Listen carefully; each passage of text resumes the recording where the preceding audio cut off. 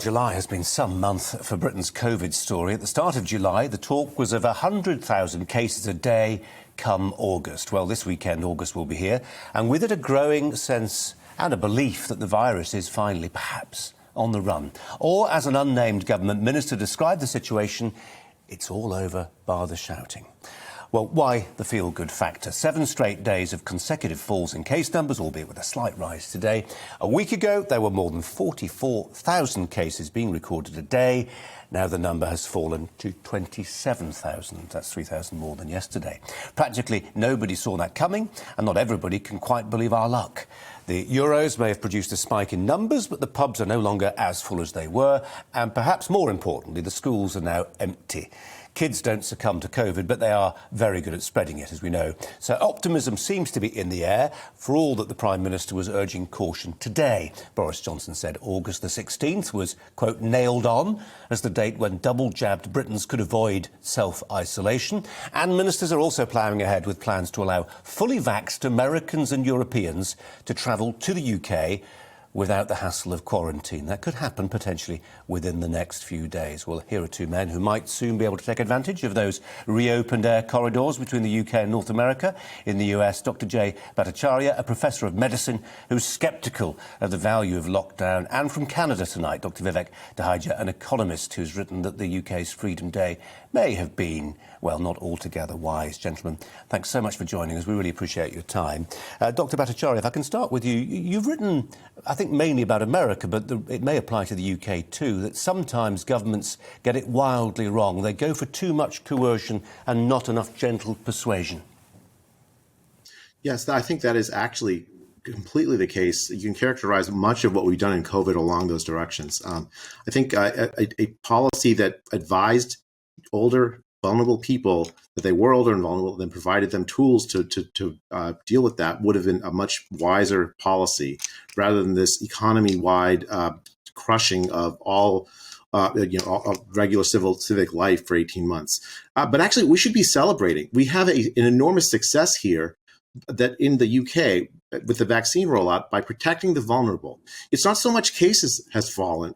Although that's nice. The key thing is look at deaths. The deaths have not risen in proportion to the case rise. The cases rose almost as much as you saw in the winter, and yet the deaths are flat. That is success of the vaccine rollout in the UK, protecting the vulnerable. And in that sense, that is the key thing. The cases may come and go, but the deaths are not going to be there because your population is protected. Yeah, Dr. Dahija, I wonder how you read the numbers from where you are, and looking at them as an economist, first and foremost, of course. But these things are massively linked, aren't they? The opening of an economy and the growth that can unleash. We saw the projections, I think they were from the OECD of a couple of days ago, talking about 7-point-something% growth in the British economy on, nothing like it for 80 years. So there is that linkage. But how do you read the numbers from where you are? Thanks, Colin. I would say that I have never been a huge fan of lockdowns. I should say to start with, they're a very blunt tool. They can help sort of curb the spread of infections, but they can also kill the economy. So there's always going to be that trade-off at the margin when we reopen, being cautious that cases don't surge, deaths don't surge, but also that we get people working, get incomes back in people's pockets. And so what I meant when I said that the UK took a gamble is that leaders elsewhere, I think, have been more cautious, perhaps overly cautious. Here in Canada, we are at the same place as the UK. We've got 50% plus double vax now or more, but yet we're very slow at reopening. And so my reading is that in the UK, this gamble was seen as worth taking, Colin. Jay, there's a human cost to all this, isn't there? And I wonder whether Vivek necessarily takes this into consideration. I'm sure he does.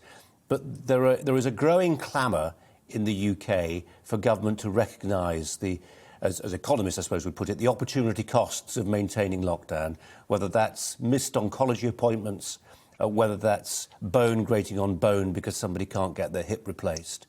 There are these increasing, and the political difficulties will be enormous for this government, but there are these increasing waiting lists. They grow longer every day. For every day you have more lockdown.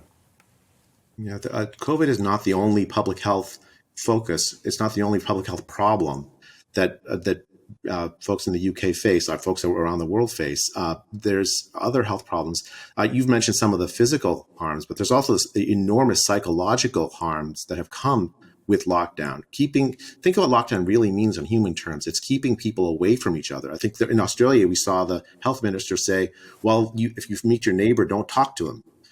I mean, that is remarkable, and that's just the beginning.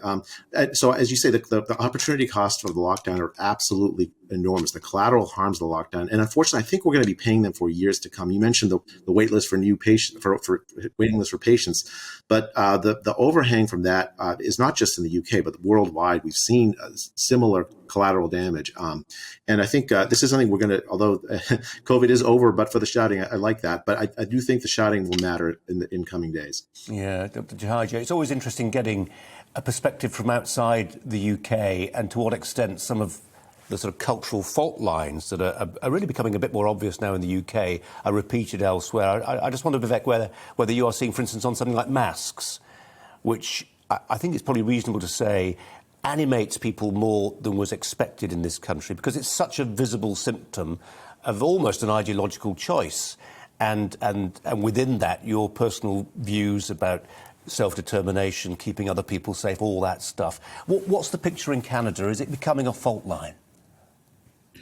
I think so, Colin. Increasingly, we're seeing sort of US or UK type divisions that sort of mirror politics, mirror other divisions in society. I just want to add also, to agree with Jay, that we have to include all of the non-medical, if you like, costs of lockdowns. And one of the big costs, which in fact no one almost always talks about, is that lockdowns themselves can engender behaviors that are self-defeating.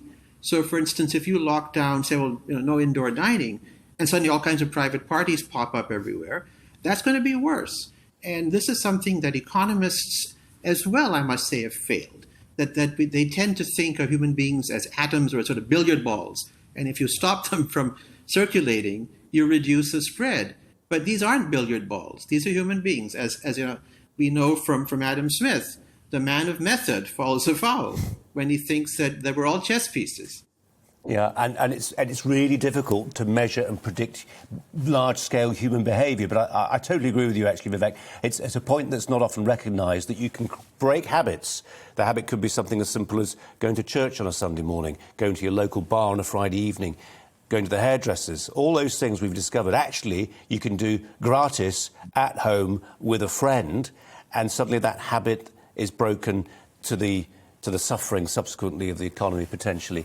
Jay, if I can just come back to you for a final word, really. I mentioned in my introduction there that we could be getting these air corridors opening again. You're an observer of the epidemiological picture in the UK, but from afar. How safe would you feel coming here?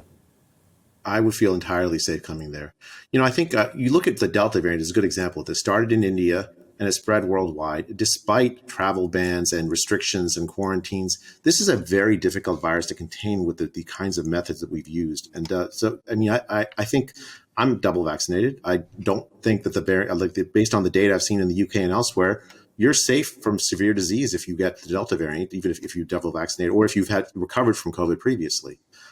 I feel entirely safe. In the same way, I would feel safe even if there's a flu season going around. Well, since we've got time for it, Dr. Jahaja, same question to you. Coming to the UK soon, if you can? Count me in my next trip. Fantastic. I'll meet you there. Well, there we go. We've got cooperation and amity. Isn't that wonderful? Doctors, thank you both for your time. Really very nice talking to you. Thanks a lot. Welcome to the GB News YouTube channel. You can watch us live 24 hours a day, catch up on your favourite shows and join in the conversation in the comments below. Don't forget to subscribe and you'll never miss any of our exclusive content.